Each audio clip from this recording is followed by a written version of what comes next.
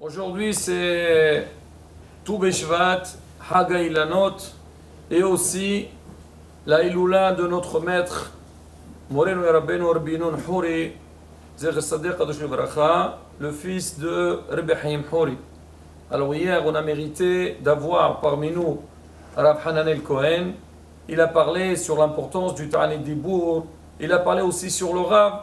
On va essayer, Bezrat Hashem, de continuer un petit peu, de raconter la vie de Rabbi Noun. Et peut-être par l'occasion, on répétera quelques histoires qu'il a racontées hier soir. Déjà pour le Ta'anit Dibour, donc le Rav, il a rapporté les paroles du Gaon Mevilna. Il a dit quand quelqu'un, donc il passe une journée entière à prier, donc sa bouche devient, c'est-à-dire comme on a fait une vidange, c'est-à-dire sa bouche, elle devient très kadosh, et quand il fait des tfilotes, Bezrat Hashem, ces tfilotes, il passe pour parler un petit peu la grandeur de celui qui fait Ta'anit Dibour. Quand Mivina, il parle pour celui qui ne parle pas la shonara. Mais en tous les cas, c'est pareil. Donc si quelqu'un il a passé une journée entière à faire Tehillim, c'est sûr qu'il n'a pas fait la shonara et il a fait que des belles prières. Donc son niveau il est très important. Maintenant, on va parler de notre maître Rabbi Noun Houri. Alors, il a parlé hier, Rav Hananel, il a parlé sur sa grandeur, sur ses brachot.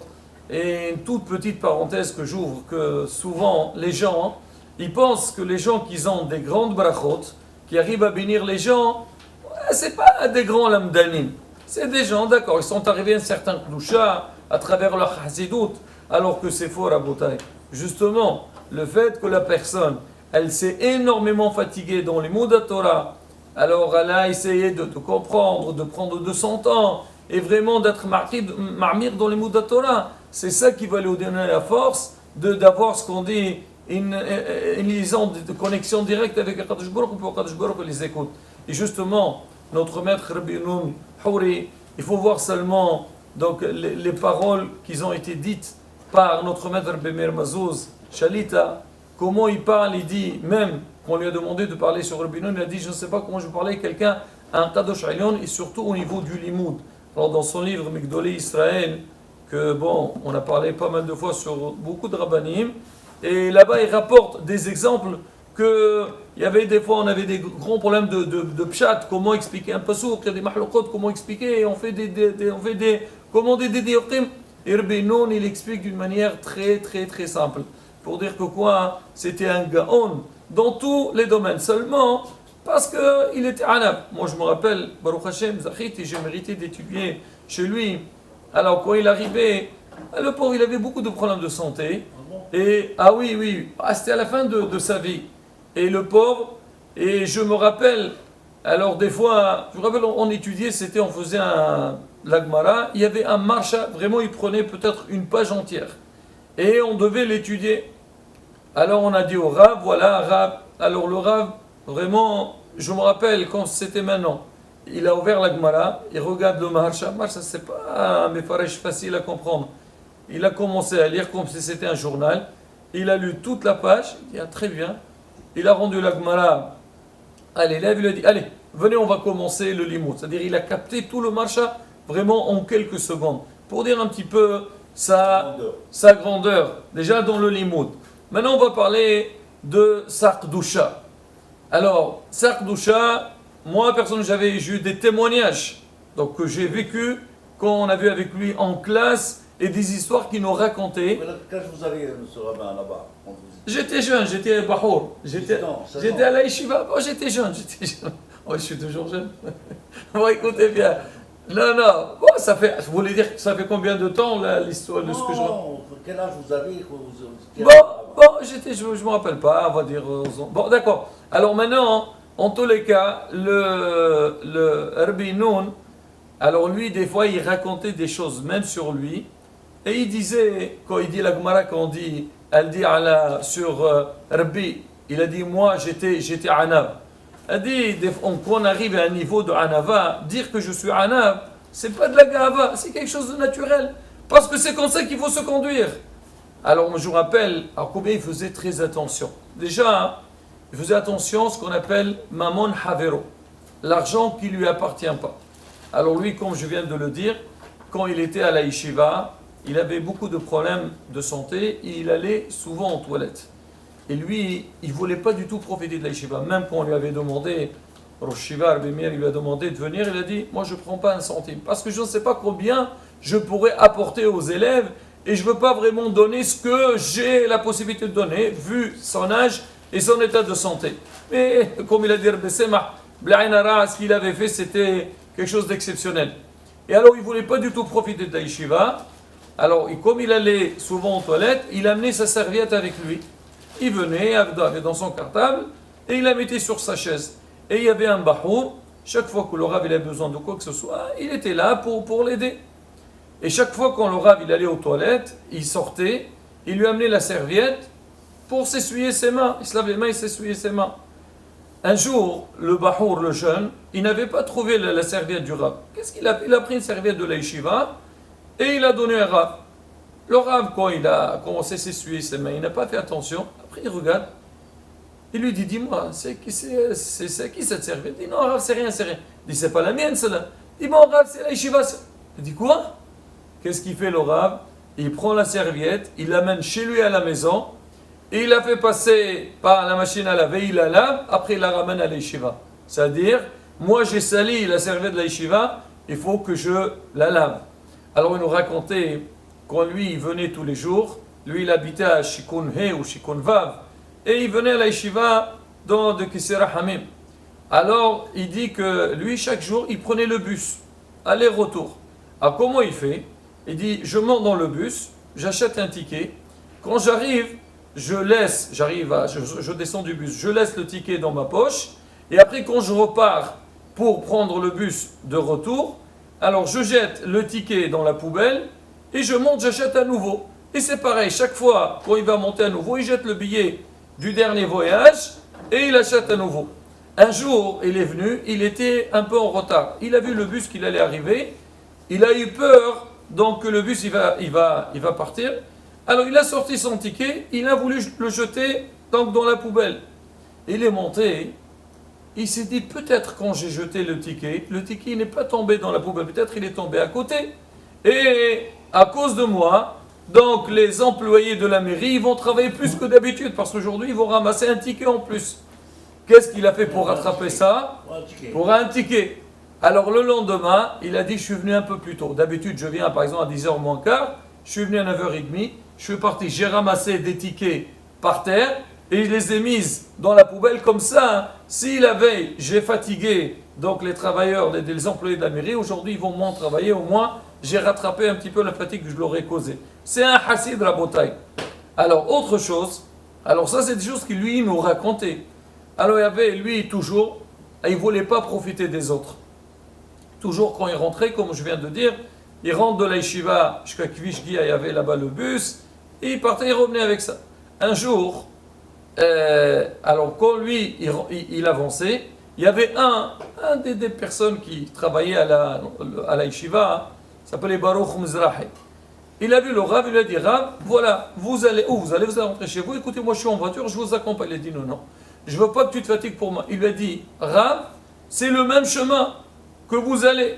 Il a dit, où tu dois aller toi? Il lui a dit tel endroit. Il a dit, mais moi je dois aller ailleurs. Il a dit, mais attendez, on va dire la moitié du chemin, on va aller le même chemin. Après, moi je dois partir à droite et vous devez partir à gauche. Qu'est-ce que je fais? Je vous amène jusqu'à l'endroit où, à l'intersection, là je vous descends et vous continuez votre chemin seul et moi je pars de l'autre côté. Bon, le Rav il a dit, d'accord, si vraiment tu fais aucun effort pour moi, il n'y a pas de souci. Il est parti. Alors à un moment donné, le Rav il commence à regarder, il a vu qu'on a dépassé l'endroit à lequel il devait le descendre. Il dit, où on est là?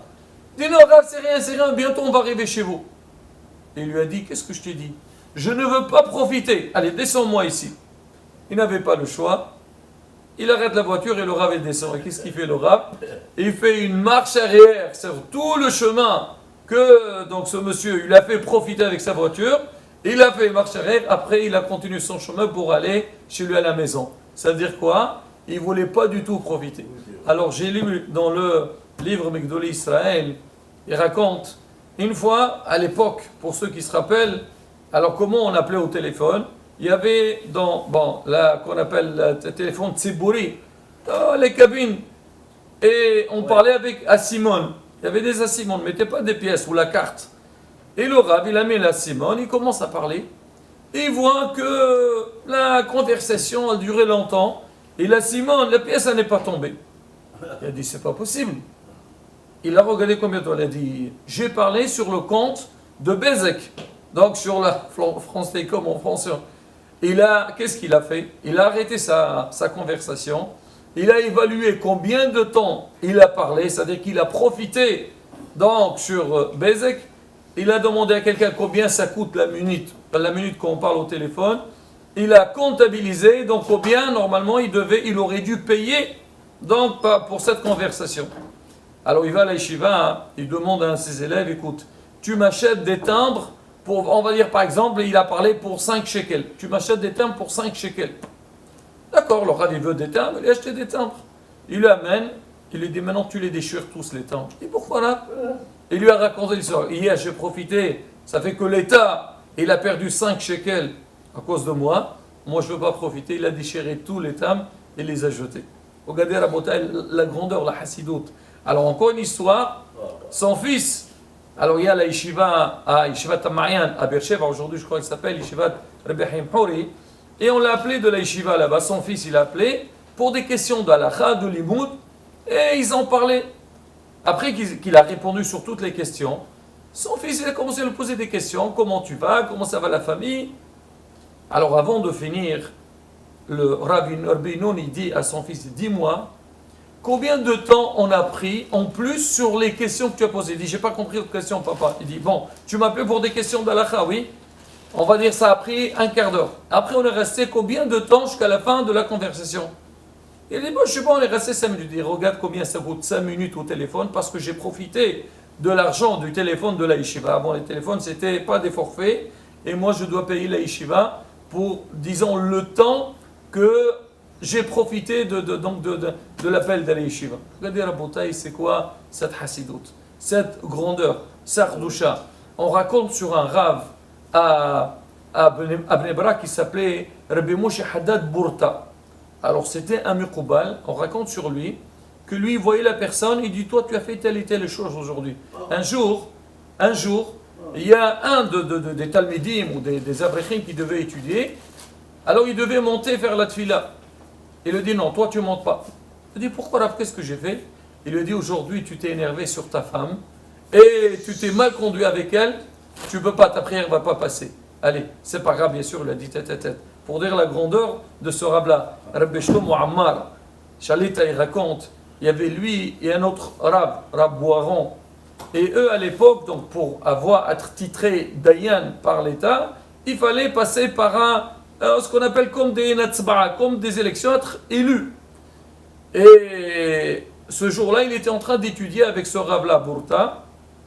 Alors au moment de l'imoud, alors le Rab il dit à Rabbi Shlomo Ammar et Rab Boiron, il a dit, écoutez, là on vient de vous élire et vous allez devenir des Dayanim.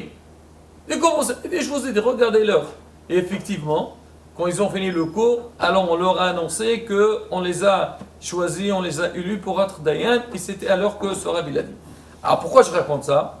C'est pour dire qu'un jour, alors quand il y avait malheureusement les guerres en Israël, bon, malheureusement, Hachem, Shomer Israël, et ce Rab-là, ce Rab Rabbi Moshe Haddad Burta, alors il faisait des tfilotes, les Shlom Hayalim, pour, disons, pour la sécurité des soldats et aussi la sécurité de l'armée Israël. Alors quand Rabbi Shlomo Ammar il a vu, il a dit, Rab, ces tfilotes-là que vous êtes en train de lire, de quel livre vous les avez pris? Il a dit, c'est marqué nulle part. Il a dit, alors d'où vous les savez? Il a dit, non. C'est qui me les a écrits? C'est Rabbi Yinoun Houri. Il dit, quoi? Rabbi Yinoun Houri. Il lui a dit, oui, Rabbi Yinoun Houri. C'est un Kadosh Alyon. C'est un rave exceptionnel. Sa Kedusha, elle est très, très, très forte. Et il lui a dit, il aura dit, sachez que lui, bon, Rabbi Haim Houri déjà, il a dit. Rabbi Haim Houri, il a dit que son fils, il avait un niveau supérieur à lui. Et lui, il a répété la même chose. Il a dit, vous ne connaissez pas la grandeur de Rabbi Haim Houri. Et Moreno Rabbi Moussous, il dit, les lots d'Israël aujourd'hui, bon, les gens, bon, c'est vrai, on a vu que les tzadikim a fait l'obim tatan qreim hayim. Il dit que la plus grande éloula qu'on voit en Israël, c'est ça de Rabbi Shimon Bar Yochai. La deuxième, c'est Baba Saleh. La troisième, c'est Rabbi Haim Hori. Il a dit, c'est Rabbi Haim Hori lui-même. Il a dit que Rabbi Noun, il avait donc une Qdusha ou une grandeur aussi forte. Alors, Rabotai, combien? C'est un mérite. Il est à Bnei Brak. Donc, c'est pas compliqué d'arriver là-bas. Celui qui est sur place, qui fait des tfilotes, ou sinon allumer une bougie, il a un nishmato et faire des tfilotes. Je finis avec ça. Il y a pas mal d'histoires, mais on ne peut pas tout raconter.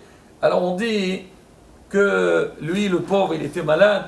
Et à la fin de sa vie, il était à l'hôpital. On devait lui faire une opération au niveau du cœur. Et quand il est arrivé, alors les infirmières là-bas, ils le considéraient comme un vieux monsieur qui est venu. Après l'opération, il a eu un respect exceptionnel. Alors qu'est-ce qui s'est passé? Alors une des témoignages, on dit qu'après qu'on a fini l'opération, il y avait une infirmière. Normalement, on doit prendre le compte rendu. Elle est restée longtemps. Alors le médecin, il la voit, il lui dit, mais je ne comprends pas. Quoi, tout ce temps, tu restes pour le compte rendu? Il a dit, non, c'est pas pour le compte rendu. Il dit, qu'est-ce que tu fais alors? Il lui a dit, médecin, tout le long de l'opération, le Rav, il était anesthésie, il faisait des psochim de Tehillim, il étudiait la Torah. C'est un homme kadosh, c'est quelqu'un de très saint. Je suis en train de noter toutes les personnes que je vais, quand il va se réveiller, de lui dire faire bracha à toutes ces personnes-là, parce que je sais, c'est quelqu'un de très très kadosh, c'est quelqu'un de très saint. Là, encore une fois, Rabotai, oui, c'était quelqu'un. Le Rabbi Lion Ankri, Shibadi Al-Hamtouvi, il raconte, il dit que Moreno Rav, il est niftar Shabbat. Alors, le jour, disons la veille de sa ptira, le médecin, il lui a dit, tu sais, le Rav, il a perdu conscience. Il a dit, comment vous dites perdre conscience? Mais je l'entends faire de Tehillim. Il a dit ça, je ne sais pas. Mais en tous les cas, son corps, même si son corps, il bougeait pas, mais lui, il a pas ça mais poumé. Toujours il étudie pour dire Rabotai Sarkdoucha, il est neftar pour le jour de Shabbat. C'était quelqu'un d'exceptionnel. זכותו יגן עלינו בעזרת השם, רצון שיתפלל עלינו על כל עם ישראל, כקדוש ברוך הוא, שלח לנו גאולה שלמה במהרה בימינו בעזרת השם, ויאמר את צרותינו די, ונזכה לגאולה אמן חי רצון. אז תראו עם זאת.